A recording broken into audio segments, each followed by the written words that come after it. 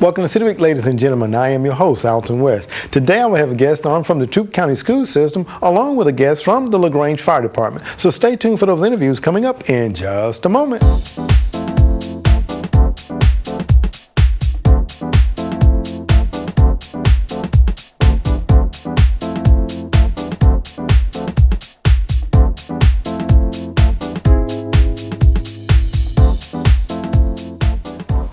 Welcome to City Week, ladies and gentlemen. Today I have the pleasure of sitting down with the Director of Public Relations for the Troup County School Education System, Yolanda Stevens. Yolanda, welcome to the show. Thank you. It's always good to be here. It's a pleasure to have you back on the show. It's been a while now since I think we last sat down and talked about things going on in and around the school system. And I know that you're the Public Relations Director. Tell us a little bit about your role, first of all, if you don't mind. Well, as the Director of Public Relations, one of my jobs is to get out the information to our constituents. Our community members, staff, and students, but our entire staff takes a big role in that as well. So I man the Facebook page, then also our website, and do branding for the district. Okay. And you're talking about branding, and I know we want to kind of jump into it because I know our time normally gets away from us.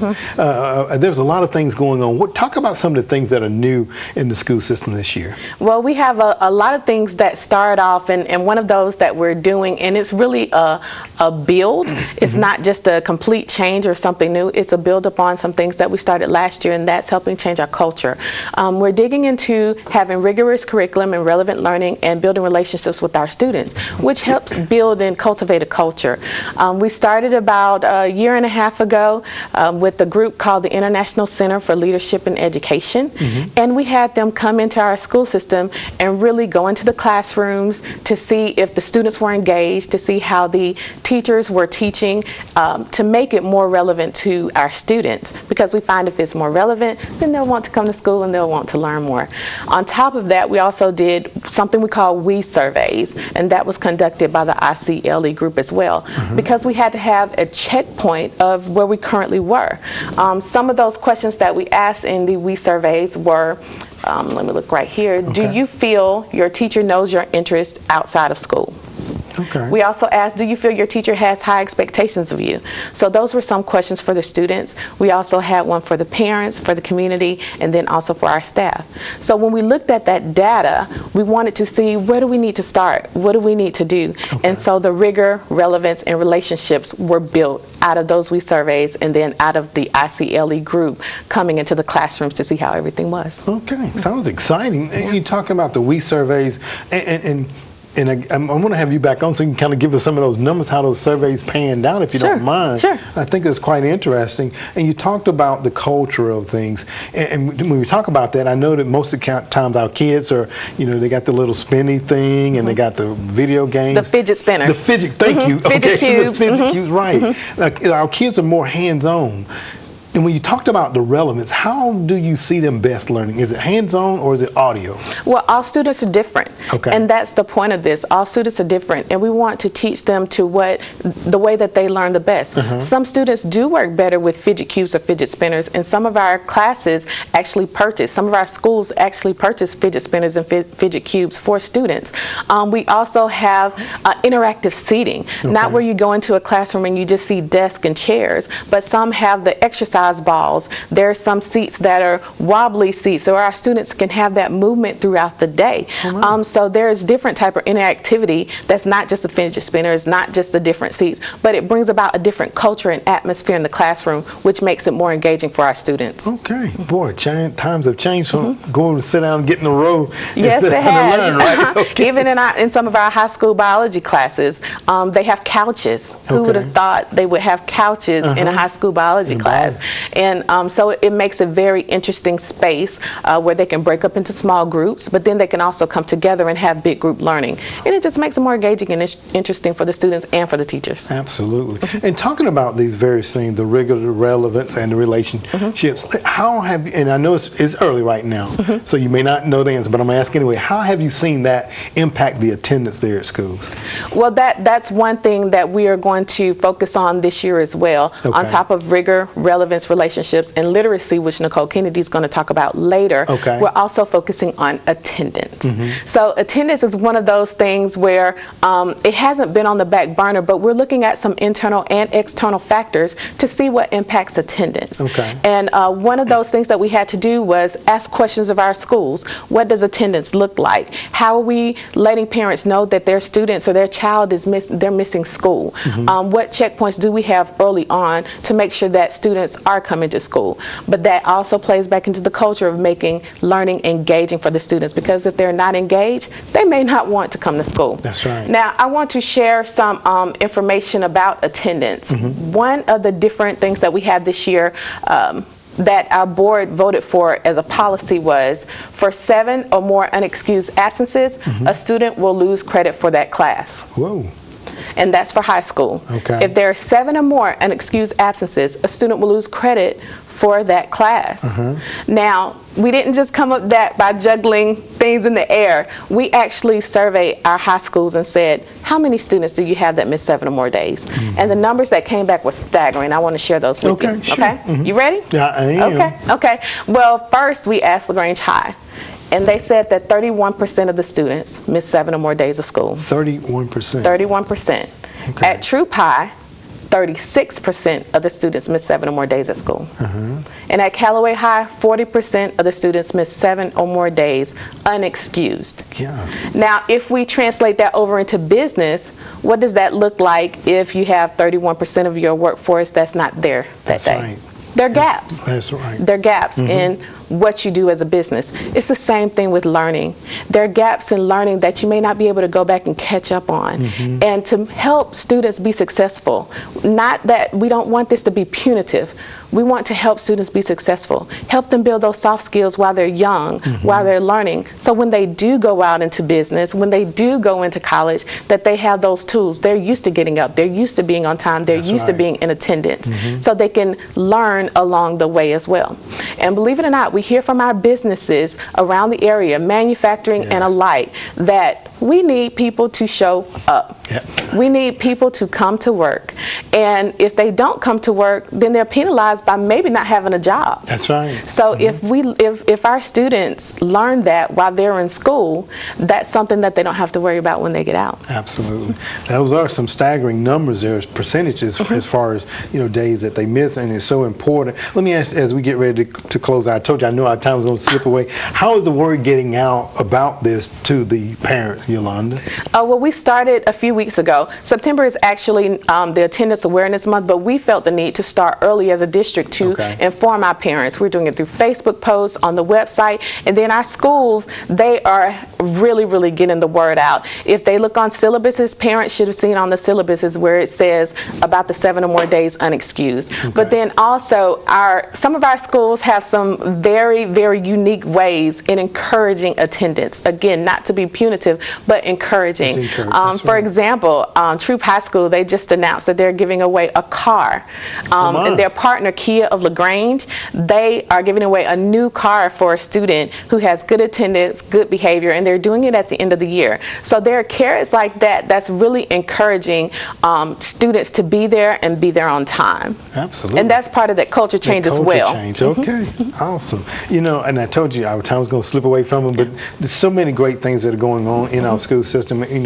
You and I don't want to start naming any names, but you as the public relations director. And we got Nicole that's going to come on and talk a little bit more about some things that are taking place. And we just, as a community, we want to work together to see our school system survive and to, just thrive and change the culture. That's right. Absolutely. So, that's right. Yolanda, thank you very much for being on. I'm get Nicole to come on. Okay. Do I have time for one more last thing? One last point? Okay. Awesome. Yes. We want parents to go out and like us on Facebook. Go to Troup County School System. Go to Facebook, Troup County School System. Like us. We share information. We have meetups. We answer questions in real time. And we answer questions quickly if we're not in real time. That's number one. Number two, attend a school board meeting. Attend a work session. It's very important because that's where the work is happening, and it's across the district, and you can hear what's happening in real time there. And then number three, join your school's PTO organization. It's very important to stay at the ground level at the school as well as the district. So I want to encourage our viewers to go and do that. Okay, well, very good. And that's to know what's going on, you got to be involved. That's right. Absolutely. That's right. Yolanda, thank you so much for being on the show. And we definitely want to have you come back on, and we can talk a little bit more about how this rigor, relevance, and relationship is working to impact the culture of the learning behaviors and the classrooms of the students that they are now in. Okay. Thank you so much. Thank you very much for being on the show today. All right. All right. Ladies and gentlemen, stay tuned for more City Week in just a moment.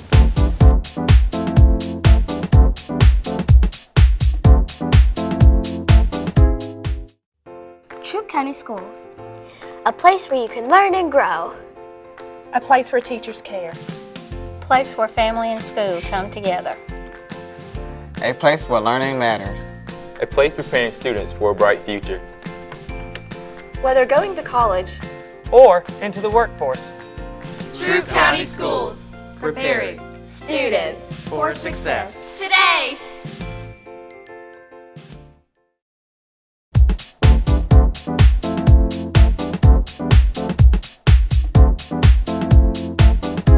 Ladies and gentlemen, welcome back to City Week. I am now being joined by the Title I Parent and Family Engagement Coordinator from the Troup County School System, Nicole Kennedy. Nicole, welcome to the show. Thank you. It's great to be here. Well, you know, I had Yolanda on just a moment ago talking about some of the wonderful things that are happening within the Troup County School System, and you also are part of those things. Tell us a little bit about your role as the Title I Parent and Family Engagement Coordinator, Nicole. Okay, I sure will. I work mostly with our 11 elementary schools. Those are our Title I schools, plus Alt Academy, and I work to keep the schools and the parents together, involved. We know that students that have involved parents are going to be the most successful. So our main goal is getting all of our parents on board, working together with the school for student success. Absolutely. You know, Nicole, my first question, Yolanda was talking about a moment ago, talking about the rigor, relevance, and relationships, and talking about attendance, which being a big part of, and how, you know, even the industrials and the various, you know, job employers are talking about if they don't show up, you know, sometimes it's a little bit of detriment to the business moving forward. And I think literacy plays into that. Talk a little bit about the school, and I know that the school is focusing on literacy. Talk about that and why that's so relevant. We want our students to be stronger readers. We did a Lexile study in the community from just different organizations of some businesses, what are required of employees to read, some doctor's offices, what are required for applications that need to be filled out. We need our students to be stronger readers, and that's an area that not just Troup County is focusing on, but the whole state of Georgia from the governor's office down. How can we produce stronger readers beginning from birth on? It's an effort that begins at birth. That's right. You know, so many times I've seen the commercial, I'm sure you've seen it as well, where you just see the lady and she's talking to herself, and she's putting clothes in the dryer and then spinning the dryer, and you're like, what is she doing? And then they pan the camera out and you see the child down there, she's talking to the child. What are some of the methods and ways that Troup County School System is trying to help the students become more literate? Well, we have a lot of programs that we work with when they enter the doors of the school. The teachers know the curriculum. The teachers are working, you know, with the programs we have in place school system wide. We're starting to also focus on the ages before they even hit the doors of the school, from birth to age 4 or 5. And we have some different community collaboratives. We have a partnership with the pediatrician offices in town where we provide them with books and we provide them with a flyer, the age-appropriate flyer. Some 4-year-olds aren't in school yet. So let's give them a book and let's give the parents some information about why reading is important and how to increase vocabulary. So we're doing that in pediatrician offices. We've also partnered with the Center for Strategic Planning on some summer school opportunities this past summer for our younger learners, kindergarten, 1st and 2nd. Some of our elementary schools had summer programs. They were very successful, and we hope to do that again next summer for our elementary children as well. We have other community groups. United Way has a strong focus on early learning from birth to school age. So we have a strong community group that's working together. It can't just begin. Literacy cannot just begin when those children enter the doors of the school. It has to begin earlier than that. Absolutely. You know, again, talking to the child in the womb. You know, absolutely. Reading to the child. You know, and moving, I want to, because there's so many great things that you all are doing. I understand that you all now also have a bookmobile. Talk a little bit about that for me, if you don't mind. We do. The Bookmobile is a collaboration between the school system and United Way, Success by Six, and it's called the Jungle Bus. We used our high school students from LaGrange High, Callaway High, and Troop High to brand the bus for us. And we had a contest with community judges come in. The Jungle Bus, as we speak, is having a facelift. It is a 1985 Bluebird bus that is being wrapped this week to have a jungle theme. Our goal is to hit the road late September, early October, and just be an icon in the community for early learning, for reading. We want to visit elementary schools, we want to visit daycares and other learning facilities, and just really teach parents, teach our daycare workers the importance of reading books, singing songs, talking like the commercial you referred to, just communication, singing little rhymes and chants. All of those are things that we want to educate our community on that they can do with children before school even begins. That's right. So it's an exciting time, and our Think students gave us so many ideas. Think college and career students from the high schools gave us so many ideas. We've even tied in Mama Jama to the Jungle Bus. We're going to have her on board, and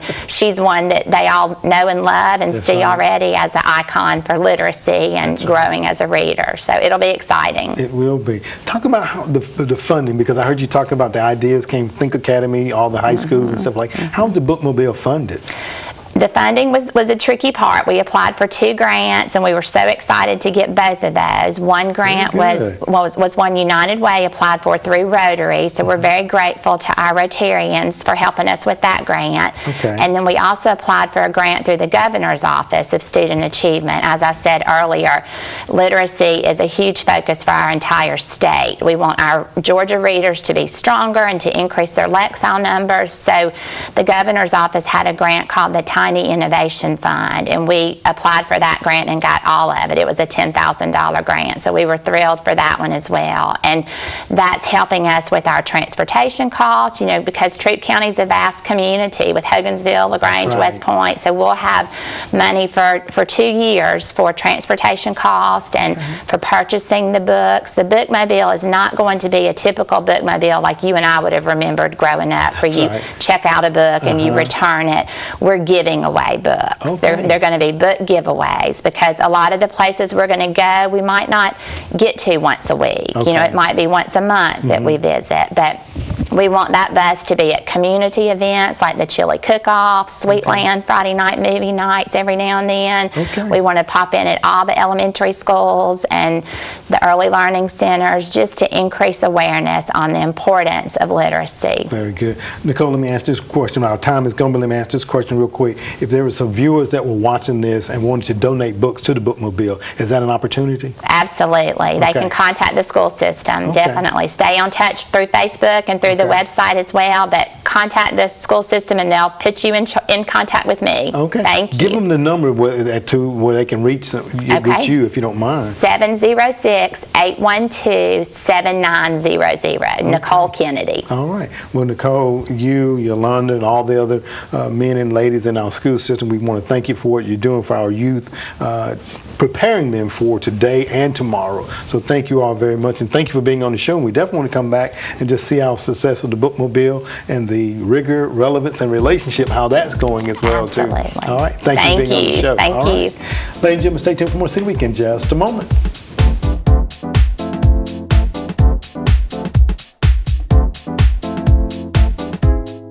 Nobody wants to be stopped by a law enforcement officer. Everyone wants to feel safe. So we've trained our officers to first listen and then explain. We ask if you have contact with one of our officers, you listen, give him an opportunity to explain, comply with his requests, and if there's a problem, contact us so that we can investigate your complaint. Listen, explain, comply, then complain. Our safety and yours matters.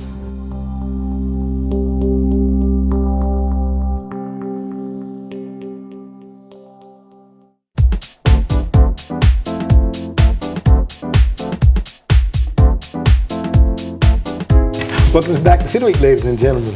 I am now being joined by Lieutenant Chris Taylor from the LaGrange Fire Department. Lieutenant, welcome to the show. Thank you for having me. It's always a pleasure to be here with you, and I'm looking forward to any future visits to your show. You're always welcome to the show, Chris. Always welcome. Right. I always welcome another host to come on to the show, okay? Yeah. Absolutely, because they know the routine. They know the ropes, okay? Right. Well, Chris, we're here today to talk about something on a more serious note. I know that you're the public relations officer, and probably a week or so ago, the viewing audience and the readers of our community saw where tragically there was a fire in our community, and you just want to kind of talk a little bit about that a little bit. But before we do that, tell us a little bit about your role, if you don't mind, with the fire department. All right. Well, I just recently served 25 years with the LaGrange. Congratulations. Fire department. So that's right. Another milestone met. That's right. And I'm grateful for that.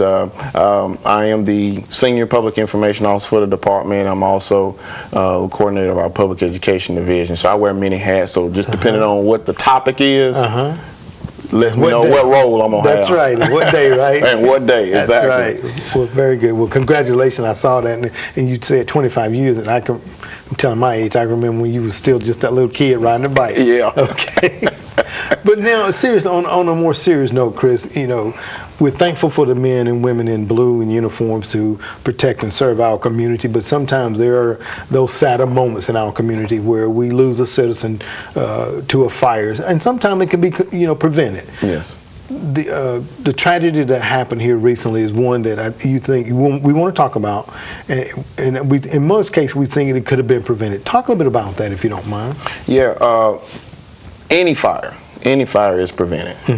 Is preventable, and anytime that someone is injured or someone loses a life, that's just a heartbreaking moment. And so our role as firefighters is to educate our community on the things that they need to know to protect themselves from injuries as well as fires.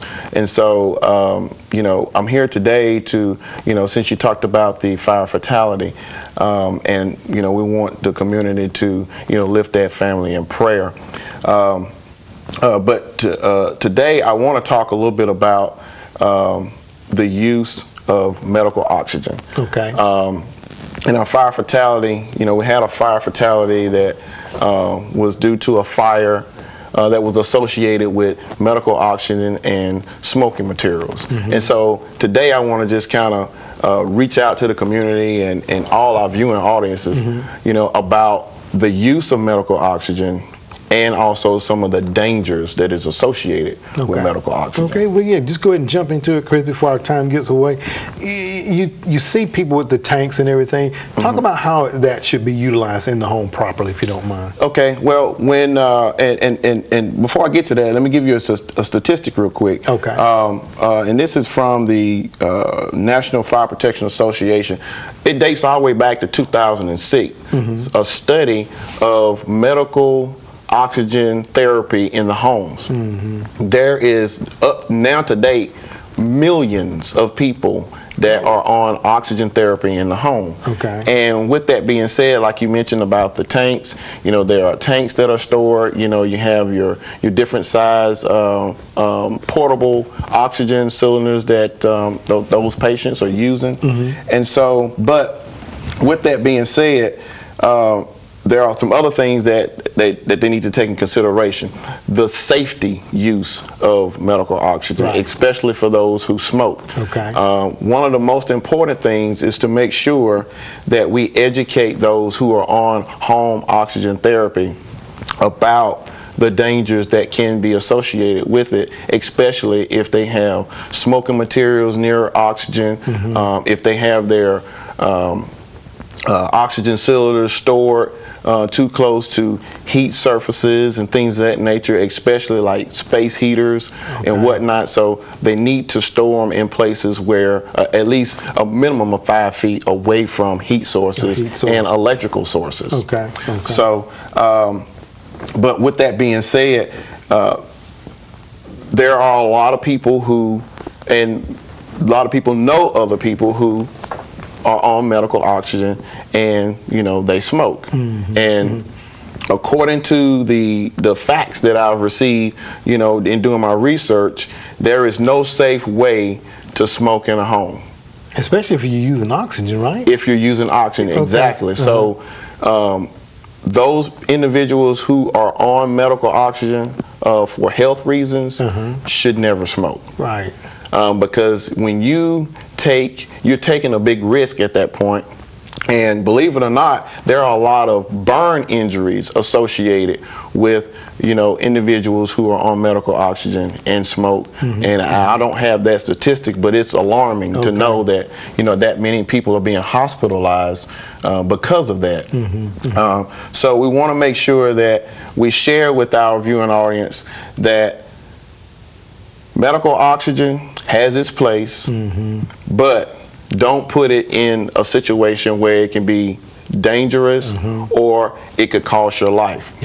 Because one thing that that a lot of people don't realize, oxygen itself is not flammable. But when it's introduced to a flame or heat, it can burn very, very rapidly and very, very quickly.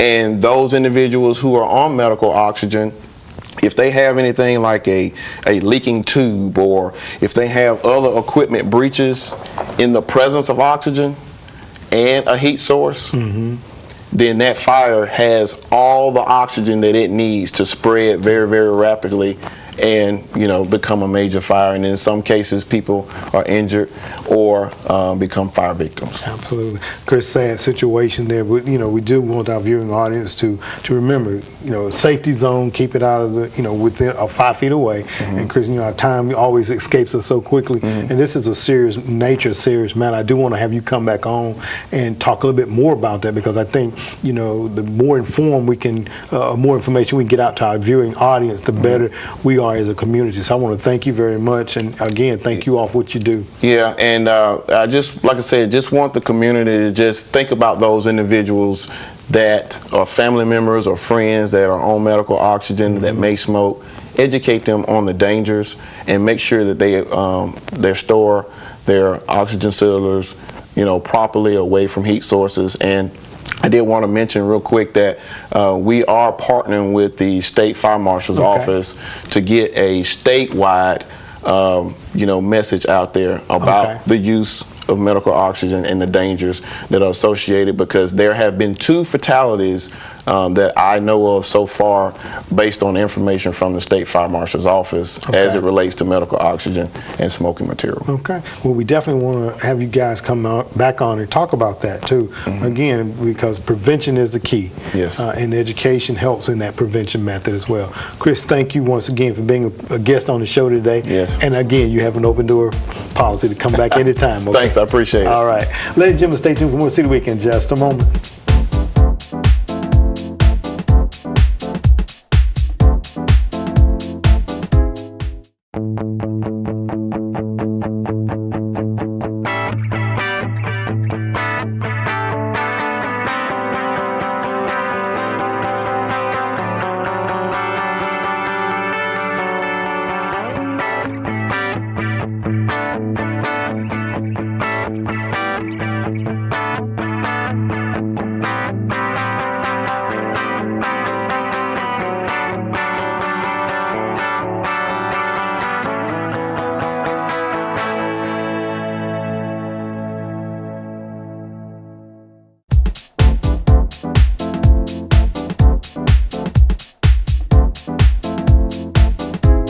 Ladies and gentlemen, thank you for joining City Week this week. My guests have been from the Troup County School System. I had on the Public Relations Officer, Yolanda Stevens, along with the Title I Parent and Family Engagement Coordinator, Nicole Kennedy, as they talked about a number of wonderful things that are happening in and around our Troup County School System. And as always, if you have questions, give them a call at the number that they provided.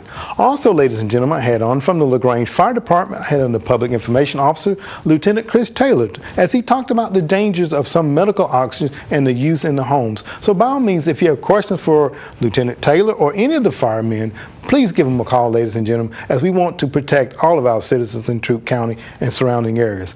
Ladies and gentlemen, I hope that you've enjoyed these interviews, and as always, I want to invite you back for more of City Week.